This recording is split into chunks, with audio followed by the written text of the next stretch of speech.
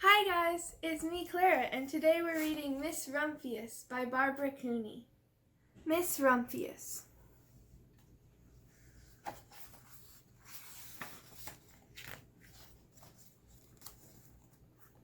The Lupin lady lives in a small house overlooking the sea.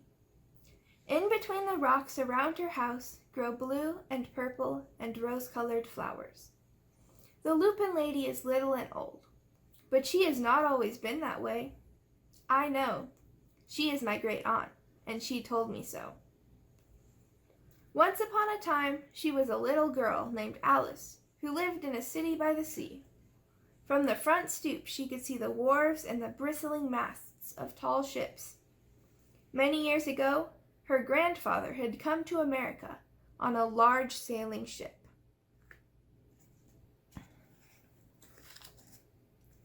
Now, he worked in the shop at the bottom of the house, making figureheads for the prows of ships and carving Indians out of wood to put in front of cigar stores. For Alice's grandfather was an artist. He painted pictures, too, of sailing ships and places across the sea. When he was very busy, Alice helped him put in the skies.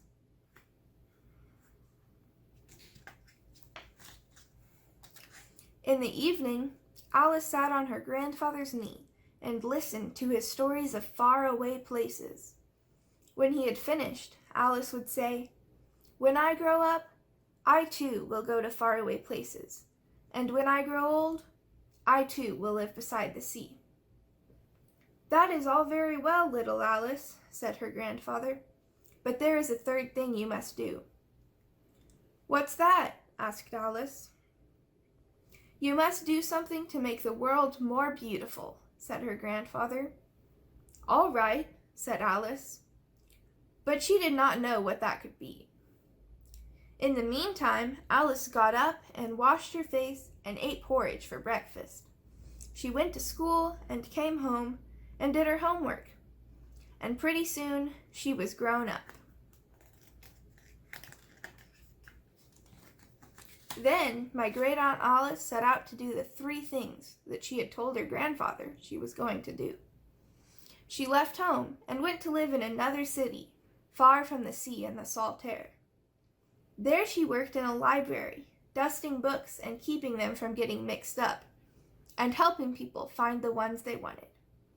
Some of the books told her about faraway places. People called her Miss Rumphius now. Sometimes she went to the conservatory in the middle of the park. When she stepped inside on a wintry day, the warm, moist air wrapped itself around her, and the sweet smell of jasmine filled her nose. "This is almost like a tropical isle," said Miss Rumphius. "But not quite."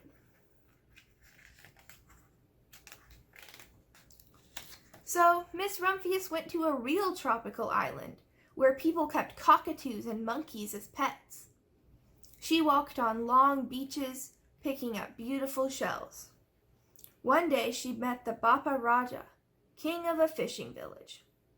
"You must be tired," he said. "Come into my house and rest." So Miss Rumphius went in and met the Bapa Raja's wife. The Bapa Raja himself fetched a green coconut and cut a slice off the top so that Miss Rumphius could drink the coconut water inside.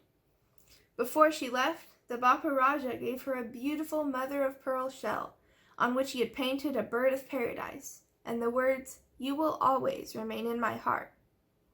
"You will always remain in mine too," said Miss Rumphius.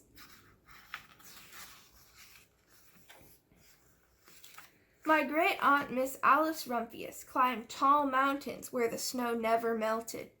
She went through jungles and across deserts. She saw lions playing and kangaroos jumping. And everywhere she made friends she would never forget. Finally, she came to the land of the lotus eaters, and there, getting off a camel, she hurt her back. "What a foolish thing to do," said Miss Rumphius. "Well, I have certainly seen faraway places. Maybe it is time to find my place by the sea." And it was. And she did. From the porch of her new house, Miss Rumphius watched the sun come up. She watched it cross the heavens and sparkle on the water, and she saw it set in glory in the evening. She started a little garden among the rocks that surrounded her house, and she planted a few flower seeds in the stony ground. Miss Rumphius was almost perfectly happy. "But there is still one more thing I have to do," she said. "I have to do something to make the world more beautiful." "But what?" "The world is already pretty nice," she thought, looking out over the ocean. The next spring, Miss Rumphius was not very well. Her back was bothering her again, and she had to stay in bed most of the time. The flowers she had planted the summer before had come up and bloomed in spite of the stony ground. She could see them from her bedroom window, blue and purple and rose-colored. "Lupins," said Miss Rumphius with satisfaction. "I have always loved lupins the best. I wish I could plant more seeds this summer so that I could have still more flowers next year." But she was not able to. After a hard winter, spring came. Miss Rumphius was feeling much better. Now she could take walks again. One afternoon she started to go up and over the hill, where she had not been in a long time. "I don't believe my eyes," she cried when she got to the top, for there on the other side of the hill was a large patch of blue and purple and rose-colored lupins.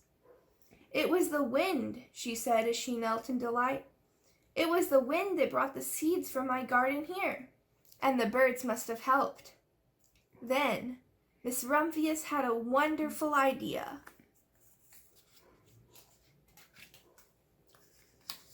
She hurried home and got out her seed catalogs. She sent off to the very best seed house for 5 bushels of lupin seed. All that summer, Miss Rumphius, her pockets full of seeds, wandered over fields and headlands sowing lupins. She scattered seeds along the highways and down the country lanes. She flung handfuls of them around the schoolhouse and back of the church. She tossed them into hollows and along stone walls. Her back didn't hurt her any more at all. Now, some people called her that crazy old lady. The next spring, there were lupins everywhere. Fields and hillsides were covered with blue and purple and rose-colored flowers. They bloomed along the highways and down the lanes. Bright patches lay around the schoolhouse and back of the church. Down in the hollows and along the stone walls grew the beautiful flowers. Miss Rumphius had done the third, the most difficult thing of all.